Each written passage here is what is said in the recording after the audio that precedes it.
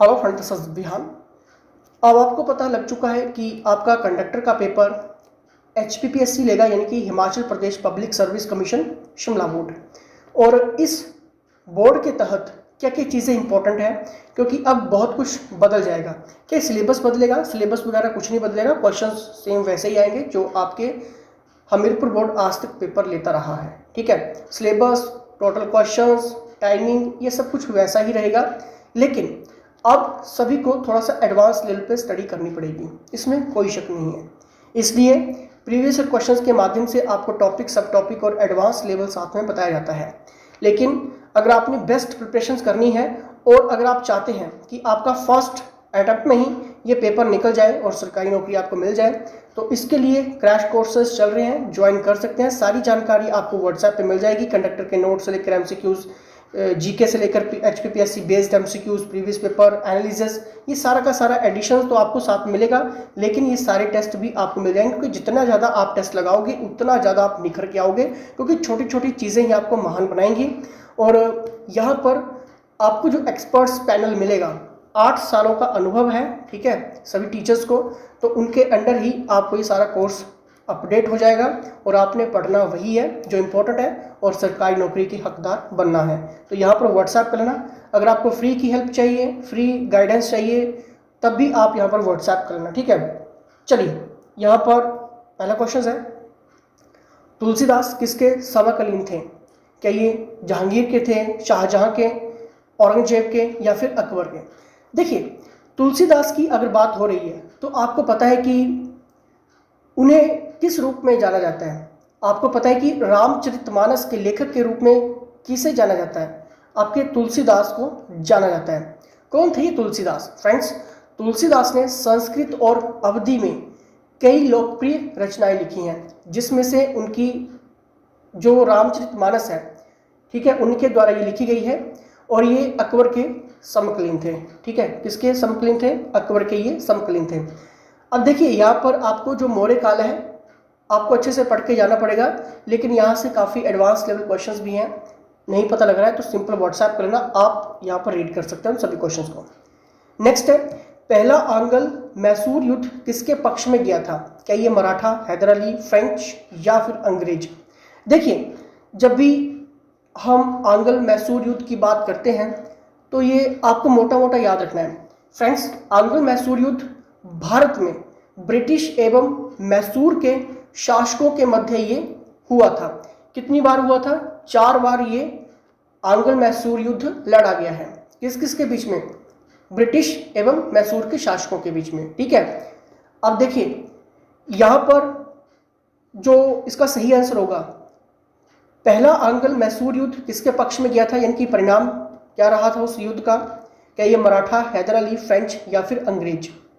Friends, इसका बिल्कुल सही आंसर होगा option number B. Clear? Option number B is the right answer. अब देखिए, हैदर अली की बात हो रही है, हैदर अली के काफ़ी क्वेश्चंस बनते हैं, लेकिन जल्दी से कॉपी पेंसिल निकालिए, कुछ मैं आपको हाईलाइट करवा देता हूँ। पहला आंग्ल मैसूर युद्ध कितनी बार हुआ? 4 बार हुआ। कब कब हुआ था? नोट डाउन करिए। 1767 से लेकर 69 तक आपका ये पहला युद्ध है, ठीक है। दूसरा युद्ध है आपका 80 से लेकर 1780 से लेकर 84 तक, 1784 तक।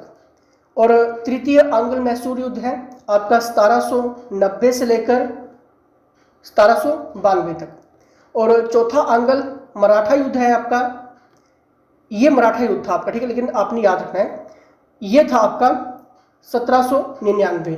लेकिन एग्जामिनर क्या इतना एडवांस पूछेगा, तो मैं आपको यहाँ पर बता देता हूँ कि आपको टीपू सुल्तान के बारे में थोड़ा सा पढ़ना है, ठीक है। और हैदर अली का मैं थोड़ा सा आपको बता देता हूँ, क्योंकि यहाँ से क्वेश्चन बनता है। फ्रेंड्स, अगर हम प्रथम आंग्ल मैसूर युद्ध जो कि 1767 से लेकर 1769 तक ये लड़ा गया था, ठीक है, ये युद्ध चला था।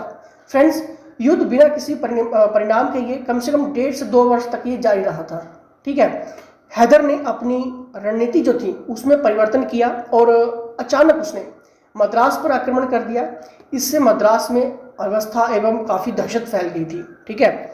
और हुआ क्या कि इसी वजह से अंग्रेज हैदर के साथ जो कब मिल गए थे? 4 अप्रैल को, ये 4 अप्रैल 1769, ठीक है, को मद्रास की संधि करने के लिए ये विवश हो गए थे। कौन विवश हो गए थे? अंग्रेज विवश हो गए थे हैदर के साथ संधि करने के लिए। तो यहीं पर यही पूछा गया था कि पहला आंग्ल मैसूर युद्ध किसके पक्ष में गया था? हैदर अली के पक्ष में गया था, क्योंकि अंग्रेजों ने यहाँ पर हैदर के साथ संधि कर ली थी। क्लियर? तो इस तरह से फैक्ट क्वेश्चन बनते हैं। अगर नहीं पता लग रहा है तो व्हाट्सएप करो। नेक्स्ट हम यहाँ पर बात करेंगे, नेक्स्ट क्वेश्चन है यहाँ पे, सातवाहनों ने अधिकांश किस धातु के सिक्के जारी किए? अब देखिए, सातवाहनों की जब भी बात होती है, पहला तो आपको पता होना चाहिए कि जो फैक्ट क्वेश्चन होता है, हमेशा फैक्ट क्वेश्चन में ये पूछा जाता है कि सातवाहन वंश का प्रथम राजा कौन था? तो देखिए कौन था? सिमुक, याद रखो, ठीक है। सातवाहन वंश का प्रथम राजा सिमुक था। सातवाहन पहले भारतीय राजा थे जिन्होंने अपने स्वयं के सिक्के जारी किए थे जिन पर शासकों के चित्र थे, ठीक है, याद रखना, ठीक है। सातवाहन पहले भारतीय राजा थे जिन्होंने अपने स्वयं के सिक्के जारी किए थे, ठीक है, और उनके ऊपर जो सिक्के थे शासकों के चित्र अंकित थे, ठीक है। तो बताइए कौन से थे? 169 के जल्दी से देखिए। इसका सही आंसर होगा लेड, यानी कि सीसा। क्लियर? नेक्स्ट देखिए यहाँ पे, कौन सा लघु शिलालेख अशोक के धम्म एवं धार्मिक कानून दर्शाता है? देखिए, अशोक से रिलेटेड क्वेश्चंस आएंगे ही आएंगे, आप इन चीजों को स्किप नहीं कर सकते। कौन था अशोक? महान अशोक कहते हैं फ्रेंड्स अशोक के शासन को उनके द्वारा छोड़े गए जो भी शिलालेख थे, ठीक है, उनके माध्यम से व्यापक रूप से जाना जाता है उन्हें, ठीक है। और फ्रेंड्स अशोक जिन्होंने अपने आप में उनकी दृष्टि को विशाल मौर्य साम्राज्य के सभी कोनों में लोगों तक पहुंचने की अनुमति दी। फ्रेंड्स अशोक को शांति और करुणा पर आधारित उनके आदर्श शासन के कारण महान कहा जाता है। तो जब भी अशोक की बात होगी आपको याद रखना है, एक तो इनका जो इतिहास है वो शिलालेखों से बहुत जुड़ा हुआ है, ठीक है, और इन्हें शांति और करुणा के आधार पर कहा गया है, ठीक है। और ये काफ़ी इंपॉर्टेंट चीज़ें हैं, और मौर्य साम्राज्य के सभी कोनों में लोगों तक पहुंचने की जो अनुमति थी, ठीक है, वो यहीं से है अशोक, इसलिए इंपॉर्टेंट बनता है। तो इसका सही आंसर क्या होगा? जल्दी से देखिए 170 का। इसका सही आंसर है माइनर रॉक एडिक्ट 2, यानी कि लघु शिलालेख 2 में हमें क्या हमें देखने को मिलता है? हमें पता चलता है धार्मिक कानून दर्शाता है ये, ठीक है, लघु शिलालेख 2। क्लियर? नेक्स्ट हम देखेंगे फ्रेंड्स, बीच के क्वेश्चंस इसलिए हाईलाइट किए गए हैं क्योंकि ये करंट अफेयर्स थे। अब आपके ये करंट अफेयर्स किसी काम के नहीं है, ठीक है, क्योंकि ये उस टाइम पूछे गए थे उन पेपर्स में। तो नेक्स्ट हम देखेंगे, यहाँ से एचपीजी के आपका स्टार्ट हो रहा है। हिमाचल प्रदेश के पहले मुख्य आयुक्त कौन थे, यानी कि first chief commissioner of Himachal Pradesh? Friends देखिए, जितने भी फर्स्ट हैं एचपी के वो आपको सभी को पढ़ के जाने हैं, एग्जाम में क्वेश्चन आएगा, ठीक है। बताइए इसका सही आंसर। फ्रेंड्स इसका सही आंसर होगा ऑप्शन नंबर डी, यानी कि एनसी मेहता जो थे वो हिमाचल प्रदेश के पहले मुख्य आयुक्त थे, यानी कि chief commissioner of Himachal Pradesh. Next यहाँ पर देखेंगे, जनगणना 2011 के अनुसार हिमाचल प्रदेश का लिंग अनुपात क्या है? देखिए यहाँ पर सेंसस की बात होगी, आपको पता है कि यहाँ से क्वेश्चंस बनेंगे ही बनेंगे, आप इन चीज़ों को स्किप नहीं कर सकते। बताइए कितना है 2011 के अकॉर्डिंग? क्या ये 943, 940, 962, 972 कितना है? जल्दी से बताइए फ्रेंड्स। इसका सही आंसर होगा ऑप्शन नंबर डी, यानी कि 972। फ्रेंड्स जनगणना 2011 के अनुसार हिमाचल प्रदेश का लिंग अनुपात क्या है? 972। क्लियर? नेक्स्ट देखिए, हिमाचल प्रदेश से राज्यसभा की कितनी सीट है? 2 है, 3 है, 4 है या फिर 5 है? जल्दी से देखिए हिमाचल प्रदेश से राज्यसभा की कितनी सीट है? जल्दी से बताइए। इसका सही आंसर होगा ऑप्शन नंबर 3, यानी कि 3 सीटें। अब मुझे जल्द से जल्द, अगर आप हिमाचल से हैं, सभी हम भी हिमाचल से हैं, ठीक है, लेकिन मैं जानना चाहता हूँ कि इन सीटों के नाम बता दीजिए एक बार कमेंट बॉक्स में, ठीक है, कमेंट कर दीजिए हिमाचल प्रदेश से राज्यसभा की कितनी सीट है। तो मैंने आपको बता दी 3 है, लेकिन नाम बता दीजिए एक बार, ठीक है। चलिए देखते हैं कितने क्वेश्चंस आपको आ रहे हैं, ठीक है। नेक्स्ट देखिए यहाँ पर, नेक्स्ट है हिमाचल प्रदेश का राज्य फूल कौन सा है? जल्दी से बताइए। The state flower of Himachal Pradesh is, जल्दी से बताइए। क्या ये गुलाब है, कमल है, गुलाबी, रोडोडेंड्रॉन है या फिर इनमें से कोई नहीं? जल्दी से बताइए, जल्दी से देखिए। हिमाचल प्रदेश का, ठीक है, राज्य फूल कौन सा है? गुलाबी, रोडोडेंड्रॉन, ठीक है, option number C is the right answer. Next देखिए यहाँ पर, किस साल के दौरान महमूद गजनी ने कांगड़ा का किला लूटा था? जल्दी से देखिए, अगर HPGK में प्रॉब्लम आ रही है, नहीं पता लग रहा है कि क्वेश्चंस कहाँ से पुट होते हैं, किस तरह के आते हैं, तो इसके लिए कंप्लीट हमारा पैकेज है एक, ठीक है, जो कि आपको फ्री में मिल जाएगा, हिमाचल संक्षिप्त ज्ञान का बिल्कुल फ्री में मिल जाएगा कोर्स के साथ, ठीक है। तो जल्दी से व्हाट्सएप कर लेना। जल्दी से बताइए इसका सही आंसर।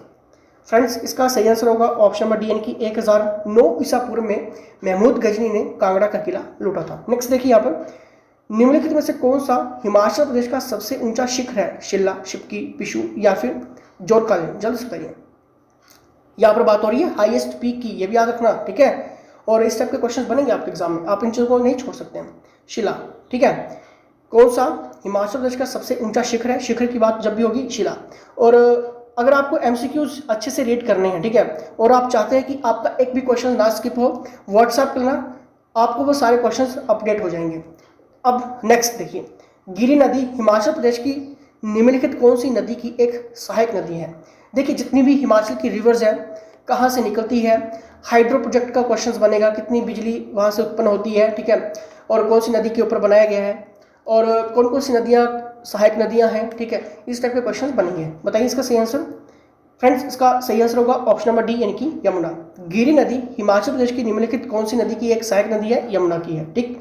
नेक्स्ट देखिए, हिमाचल प्रदेश के निम्नलिखित जिलों में से किसमें तत्ता पानी जो गर्म पानी का झरना के लिए प्रसिद्ध है? वो कहाँ पे है? शिमला में है, मंडी में है, कुल्लू में है या फिर सोलन में है? जल्दी से बताइए। तत्ता पानी की यहाँ पर बात हो रही है, सभी को आंसर आना चाहिए। इसका सही आंसर क्या होगा? जल्द से जल्द इसका मुझे आप करिए कमेंट, ठीक है, 183 का करिए कमेंट, ठीक है, क्योंकि मैं साथ साथ में आपसे आंसर भी इसलिए ले रहा हूँ ताकि आप कितना वीडियोस को देख रहे हैं, कहाँ तक वीडियोस को देख रहे हैं, ठीक है, आप कितना सेंस कर पा रहे हैं इन चीज़ों को लेकर।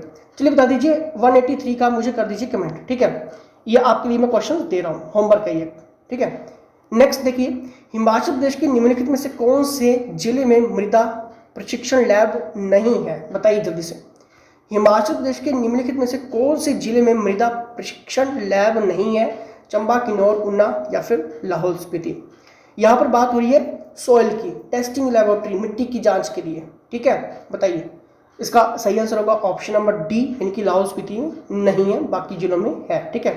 नेक्स्ट देखिए, यहाँ पर हिमाचल प्रदेश में राज्य जलवायु परिवर्तन केंद्र कहाँ पर स्थित है? देखिए, climate change in Himachal Pradesh is located at, कहाँ पे है? क्या ये हमीरपुर, कांगड़ा, मंडी या फिर शिमला?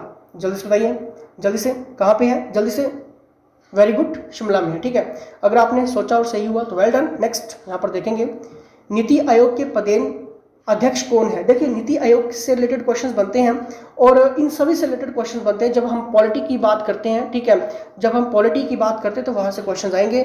आपके कैग हो गया, प्राइम मिनिस्टर, आपका prime minister, president, Lok Sabha, Rajya Sabha, ठीक है, आपके कॉन्स्टिट्यूशन से क्वेश्चंस हो गए, ठीक है, ये क्वेश्चंस आएंगे। आप इन चीज़ों को स्किप कर ही नहीं सकते कभी, ठीक है। सुप्रीम कोर्ट से क्वेश्चन होगा, हाई कोर्ट से होगा, ठीक है, जो बेसिक फैक्ट क्वेश्चन रहता है, ठीक है। चलिए बताइए इसका सही आंसर। प्रधानमंत्री होता है, किसका अध्यक्ष होता है? नीति आयोग का पदेन अध्यक्ष होता है प्रधानमंत्री, ठीक है। तो ये क्वेश्चंस इसलिए हाइड किए गए हैं बाकी क्वेश्चंस को कि ये करंट अफेयर्स के क्वेश्चंस हैं, ठीक है, जो कि अब इम्पोर्टेंट नहीं है। नेक्स्ट हम यहाँ पर देखेंगे, we entered dash in the classroom. जल्द से बताइए। देखिए, we entered dash the classroom मतलब हमने कक्षा में प्रवेश किया, तो इनटू, इन, फॉर या फिर नो प्रपोजिशन इज नीडेड। जल्द से बताइए। और अगर आपकी भी कंफ्यूजन इंग्लिश में है, नहीं पता लगता है इंग्लिश ग्रामर का, क्लासेस आपको मिल जाएंगी, जल्द से व्हाट्सएप करना। आपको एक क्लिक में सब कुछ बता दिया जाएगा कि किस तरह से इन क्वेश्चन की फाइंड आउट किया जाता है। कोई जरूरत नहीं है, ग्रामर का नहीं पता लग रहा है, आपको ट्रिक्स में बता देंगे, ठीक है। बताइए, जल्द से बताइए इसका सही आंसर क्या होगा 191 का। फ्रेंड्स, इसका सही आंसर होगा ऑप्शन नंबर डी, यानी कि यहाँ पर नो प्रपोजिशन इज, यहाँ पर किसी भी प्रपोजिशन की जरूरत नहीं है। नेक्स्ट देखिए, she takes pride dash her beauty मतलब वो अपनी सुंदरता पर क्या करती है? प्राइड करती है, गर्व करती है। तो बताइए, क्या ये ऑफ, फॉर, अबाउट या फिर इन? जल्द से देखिए। फ्रेंड्स, इसका सही आंसर होगा ऑप्शन नंबर डी, यानी कि in. She takes pride in her beauty, ठीक है। She takes pride dash her beauty in. Option number D is the right answer. Next देखिए 193 का, a statement on oath is, यानी कि शपथ जो होती है, ठीक है, वो क्या है? क्या वो एक बयान है? क्या चीज़ है वो? जो स्टेटमेंट ऑन ऑथ इज क्या होता है, इसका सही आंसर बताइए। जल्दी से देखिए, जल्दी से देखिए, ब्लास्फेमी, प्रोफेसी, एफिडेविट या फिर एलिबी। जल्दी से। ब्लास्फेमी का मतलब होता है निंदा करना, ठीक है, और प्रोफेसी का मतलब होता है भविष्यवाणी, ठीक है, और एफिडेविट जिसको हम हिंदी में हल्फनामा कहते हैं, ठीक है, और एलिबी।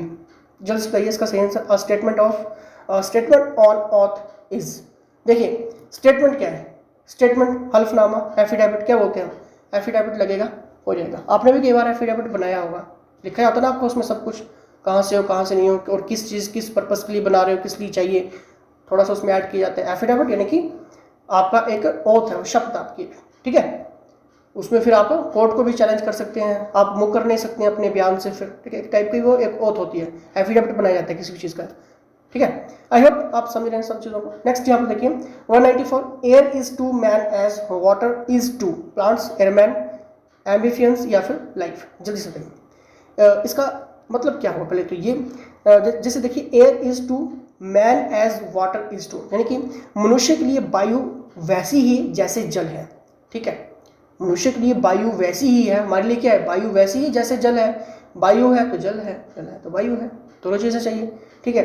तो अब यहाँ पर पूछ रहा है कि क्या प्लांट्स, एयरमैन, एम्बिफियंस या फिर लाइफ। जल्दी से देखिए, जल्दी से देखिए इसका सही आंसर, जल्दी से फ्रेंड्स, इसका सही आंसर होगा ऑप्शन नंबर ए, यानी कि हमें क्या है, प्लांट्स की ज़रूरत है, ठीक है, हमें प्लांट्स भी चाहिए। मनुष्य के लिए वायु, वायु कहाँ से मिलेगी, प्लांट्स से मिलेगी, ठीक है, और प्लांट्स होगी तो जल भी होगा, ठीक है, बारिश होगी, ठीक है, तो प्लांट्स। नेक्स्ट यहाँ पर देखिए 195 का, one word substitute for one who is found in inflicting pen is. बताइए जल्दी से। मतलब दुख देने के लिए जिसको हम बोलते हैं ना शौकीन, उसके लिए एक शब्द हमने ढूंढना है, ठीक है। क्या ये पेनफुल, दर्दनाक, सैडिस्ट, उदास, मिस्चीवियस, शरारती या फिर हार्मफुल, हानिकारक। जल्दी से बताइए।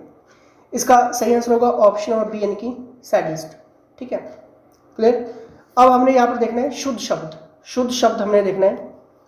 शुद्ध शब्द कैसे लिखा जाता है योगी, जल्दी से बताइए, जल्दी से बताइए। 196 का कैसे लिखा जाता है, ऑप्शन नंबर ए ऐसे लिखा जाता है ना, ठीक है। अभ्यस्त का संधि विच्छेद, अभ्यस्त, देखिए अगर कन्फ्यूजन आती है मास्टर क्लासेस आपको मिलेंगी, ठीक है, टाइम से पहले ज्वाइन कर लेना। कंडक्टर के लिए पूरी की पूरी चैलेंज मैं लेता हूँ, श्योरिटी देता हूँ और अपने पूरा यहाँ पर जुबान देता हूँ आपको, ठीक है। क्वेश्चन नहीं छूटेगा आपका, एक भी क्वेश्चन नहीं छूटेगा पेपर के लिए, क्योंकि सब कुछ कवर करवा देंगे आपको, ठीक है। अभि प्लस अस्त, अभि प्लस अस्त, अ प्लस अभ्यस्त, अब प्लस अस्त। जल्द बताइए अभ्यस्त का संधि विच्छेद। फ्रेंड्स इसका सही आंसर होगा ऑप्शन नंबर बी, यानी कि अभि प्लस अस्त। चंद्रशेखर में कौन सा समास है, बहुब्रीहि, द्वंद्व, अव्ययीभाव या फिर तत्पुरुष। चंद्रशेखर में कौन सा समास है, जल्दी से बताइए, जल्दी से। फ्रेंड्स इसका सही आंसर होगा चंद्रशेखर में कौन सा समास है, बहुब्रीहि। अगर आपको ये ट्रिक्स चाहिए सारे के सारे, क्योंकि हिंदी एक ऐसी चीज़ है, व्याकरण या फिर इंग्लिश का, ठीक है, अगर आपने अच्छे से इसको ट्रिक्स को फॉलो कर लिया, क्वेश्चन से जहां मर्जी हो आपके पास आंसर होगा, ठीक है। जल्दी से व्हाट्सअप करना, ठीक है। नाव का पर्यायवाची नहीं है, डोगी, तरी, तरणी या फिर विमल। देखिए पर्यायवाची की बात होती है तो इंपॉर्टेंट पढ़ के जाना, जो इंपॉर्टेंट, और हम ऐसे पर्यायवाची आपको दे देंगे क्वेश्चन नहीं छूटेगा, बस ये जुबान है। फ्रेंड्स इसका सही आंसर होगा ऑप्शन नंबर डी, यानी कि विमल। नाव का पर्यायवाची विमल नहीं है, जबकि डोगी, तरी, तरणी ये सारे हैं। उद्यमी का विलोम है आलसी, अपकृत, अपकर्ष या फिर विरक्त। जल्दी से, उद्यमी का विलोम है, उल्टा बनाना है हमें, ठीक है। जल्द से देखिए फ्रेंड्स, उद्यमी का विलोम है आलसी, ठीक है। अब आपने सिंपली करना क्या है, एचआरटीसी कंडक्टर से संबंधित सभी प्रश्न सीरीज लेने के लिए अभी व्हाट्सएप करना, और एचआरटीसी कंडक्टर पोस्ट कोड 1031 का, ठीक है, क्रैश कोर्सेज चल रहे हैं, पढ़ना वो जो इंपॉर्टेंट है। अगर कुछ भी ऐसे वैसे पढ़ते रहोगे तो एग्जाम में फाइनल में फिर दिक्कत आ सकती है, तो इसलिए नंबर आपकी स्क्रीन के सामने चल रहे हैं, कंटिन्यू यहाँ पर व्हाट्सएप करना। अगर आपको फ्री की हेल्प चाहिए, फ्री टेस्ट चाहिए, फ्री सब कुछ चाहिए, तब भी एक बार व्हाट्सएप करना, अगर अवेलेबल हुआ सब कुछ, ठीक है।